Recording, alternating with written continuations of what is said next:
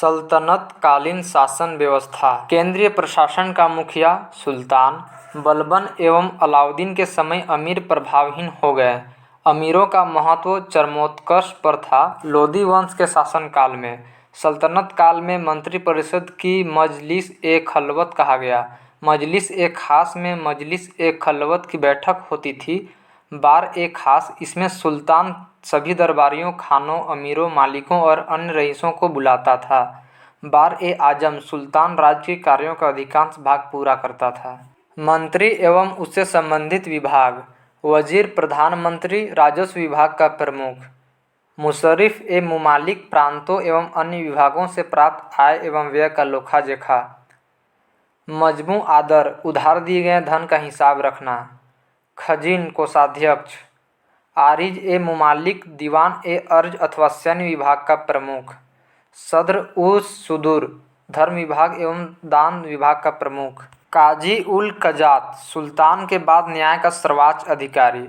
बरीद-ए-मुमालिक, गुप्तचर विभाग का प्रमुख अधिकारी। वकील-ए-दर, सुल्तान की व्यक्तिगत सेवाओं का देखभाल। दीवान-ए-खैरात, दान विभाग। दीवान-ए-बंदगान, दास विभाग। दीवान-ए-इस्तिहाक, पेंशन विभाग। विभाग बनाने वाला सुल्तान। दीवान-ए-मुस्तखराज, वित्त विभाग को बनाने वाला अलाउद्दीन खिलजी। दीवान-ए-कोही, कृषि विभाग को बनाने वाला मुहम्मद बिन तुगलक।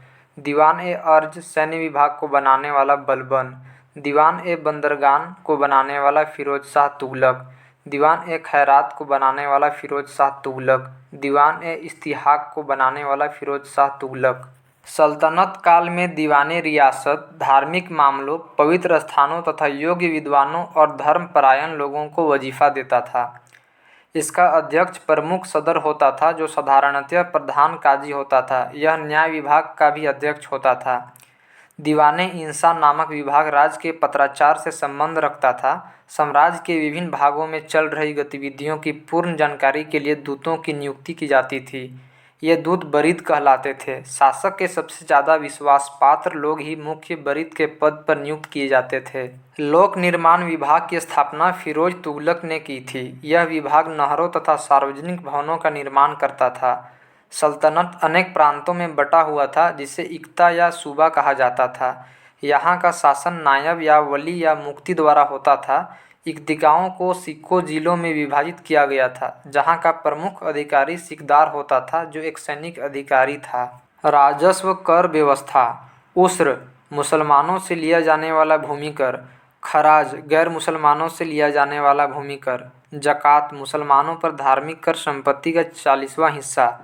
जजिया, गैर मुसलमानों पर धार्मिक कर। खम्स, यह लूटे हुए धन, खानों अथवा भूमि में गड़े हुए खजानों से प्राप्त संपत्ति का 1/5 भाग था, जिस पर सुल्तान का अधिकार था, तथा शेष 4/5 भाग पर उसके सैनिकों अथवा खजाने की प्राप्ति करने वाले व्यक्ति का अधिकार होता था। परंतु फिरोज तुगलक को छोड़कर अन्य सभी शासकों ने 4/5 हिस्सा स्वयं अपने लिए रखा। सुल्तान सिकंदर लोदी ने गड़े हुए खजानों में से कोई हिस्सा नहीं लिया। सिक्कों को परगन्नों में विभाजित किया गया था। आमिल परगन्ने का मुख्य अधिकारी था और मुशर्रिफ लगान को निश्चित करने वाला अधिकारी। एक शहर या 100 गांवों के शासन को देखरेख अमीर-ए-सदा नामक अधिकारी करता था। प्रशासन की सबसे छोटी इकाई ग्राम होता था। ग्राम में सबसे अधिक प्रभावशाली लोग खुद छोटे जमींदार और मुकद्दम मुखिया होते थे। ग्राम का एक पटवारी होता था।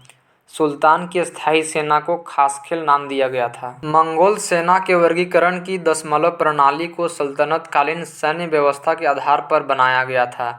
सल्तनत काल में बारूद की सहायता से गोला फेंकने वाली मशीन को मंगलिक तथा अरद कहा जाता था। अलाउद्दीन खिलजी ने इक्ता प्रथा को समाप्त किया था। इक्ता प्रथा की दोबारा शुरुआत फिरोज तुगलक ने की थी। सल्तनत काल में अच्छी नस्ल के घोड़े तुर्की, अरब एवं रूस से मंगाए जाते थे। हाथी मुख्यतः बंगाल से मंगाए जाते थे। सल्तनत कालीन कानून शरीयत, कुरान एवं हदीस पर आधारित था। मुस्लिम कानून के 4 महत्वपूर्ण स्रोत थे: कुरान, हदीस, इजमा एवं कयास। सुल्तान सप्ताह में 2 बार दरबार में न्याय करने के लिए उपस्थित होता था। सल्तनत काल में लगान निर्धारित करने की मिश्रित प्रणाली को मुक्ताई कहा गया है। भूमि की नाप जोख करने के बाद क्षेत्रफल के आधार पर लगान का निर्धारण मशाहत कहलाता था। इसकी शुरुआत अलाउद्दीन ने की। पूर्णतः केंद्र के नियंत्रण में रहने वाली भूमि खालसा भूमि कहलाती थी। अलाउद्दीन ने दान दी गई अधिकांश भूमि को छीनकर खालसा भूमि में परिवर्तित कर दिया। सल्तनत कालीन मुद्रा व्यवस्था चांदी के टके और तांबे के दिरहम पर आधारित थी। देवल सल्तनत काल में अंतर्राष्ट्रीय बंदरगाह के रूप में प्रसिद्ध था। 10 अश्वारोही बराबर 1 सर ए खेल, 10 सर ए खेल बराबर 1 सिपह सालार, 10 सिपह सालार बराबर 1 अमीर, 10 अमीर बराबर 1 मलिक, 10 मलिक बराबर 1 खान। स्थान प्रसिद्धि के कारण सरस्वती अच्छी किस्म के चावल के लिए, अन्हीवाड़ा व्यापारियों का तीर्थ स्थल के रूप में, सतगांव रेशमी रजाइयों के लिए, आगरा नील उत्पादन के लिए, बनारस सोने चांदी व जड़ी काम के लिए।